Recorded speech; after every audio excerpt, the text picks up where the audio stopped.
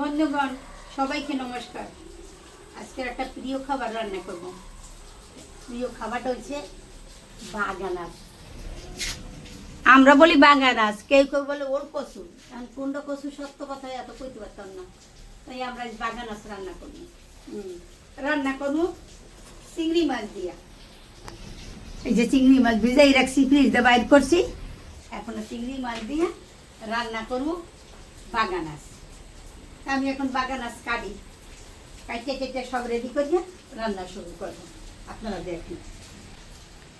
ও মামা, বাগানাস দিয়ে একেবারে মাঝে মাঝে জন্য একটু কালা কালা হয়ে গেছে, হয়তো অনেক দিনে কেনা তো, অনেক দিনের, তাই আমি কাটতে শুরু করি, দেখি কদ্দূর কি হয়।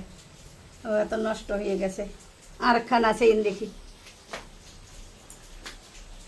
এখান কাটিয়ে দেখি কেমন আছে। না, এখান ভালো আছে। হ্যাঁ, এইটাই রান্না করতে পারবো, কোনো অসুবিধা নেই। বাগানাস খাইতে খুব স্বাদ দাদা, ইয়ার মতো স্বাদ আর জগতে নাই, যদি ভালো করে রান্না করা যায়।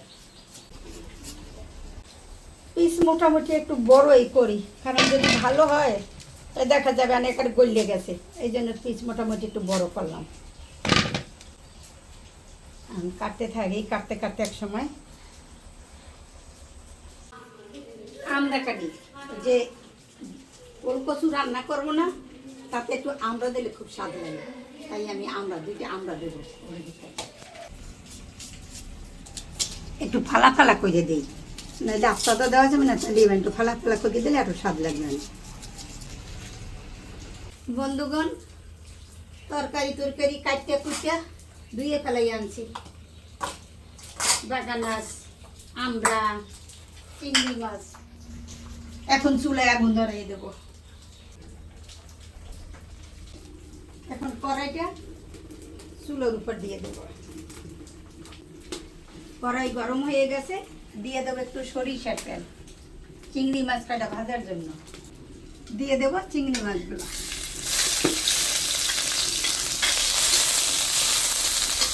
হলুদের গুঁড়া দিয়ে দেব, লবণ।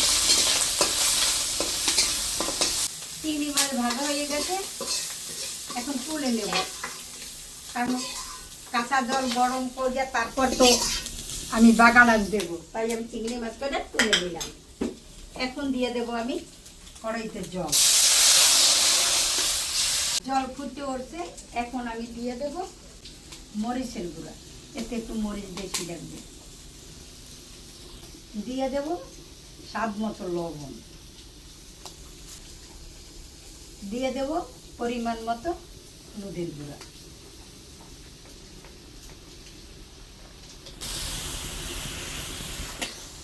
দেওয়ার পরে জলটা ফুটে উঠছে, এখন আমি দিয়ে দেব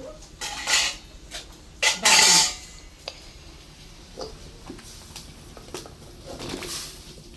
এখন দিয়ে দেব আমড়া গুঁড়ি, চিংড়ি মাছগুলো দিয়ে দেব। এখন দিয়ে আমি সরে দিয়ে ঢেকে দেব। আস্তে আস্তে আস্তে আস্তে আমার বাগানাস সিদ্ধ হোক, তারপরে দেখা যাবে কেমন কি করি, কেমন হয়। সরাটা তুলে দেখি কত দূর কি হয়েছে।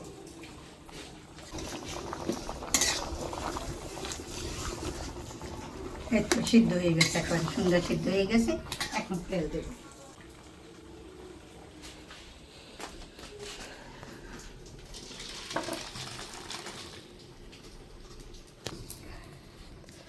কড়াই গরম হয়ে গেছে, এখন আমি বাগানাসে তেল দেব।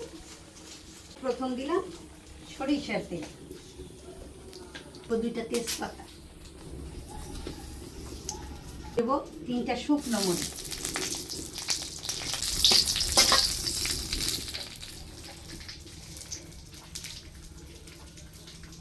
এখন দিয়ে দেব জিরা,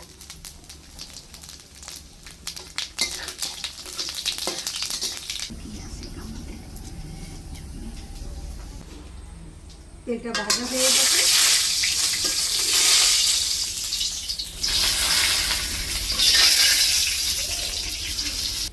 এখন আমি তরকারিটা কড়াইতে ঢেলে দেবো।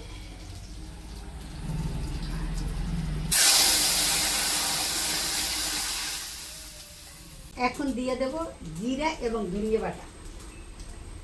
একটু বেশি দিলাম, কারণ বাক তরকারি স্বাভাবিক একটু অন্যরকম শক্ত, তাই একটু বেশি মশলা দিলে কতটা কি বলবে, কিন্তু সুন্দর হয়েছে। এখন হয়ে গেছে, এখন আমি নামাইয়ে করব।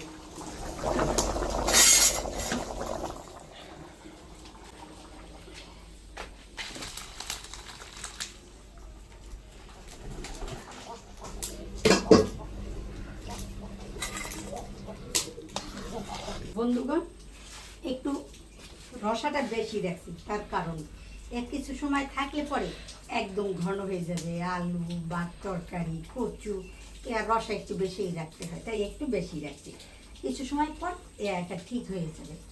রান্না করলাম, কেমন লাগে, কেমন লাগলো অবশ্যই জানাবেন। দ্বিতীয় কথা, আমার রান্নাটা যদি আপনাদের ভালো লেগে থাকে অবশ্যই আমাকে লাইক করবেন, সাবস্ক্রাইব করবেন, কমেন্ট করবেন, বন্ধু হিসেবে পাশে থাকবেন। সবাইকে আবার ধন্যবাদ।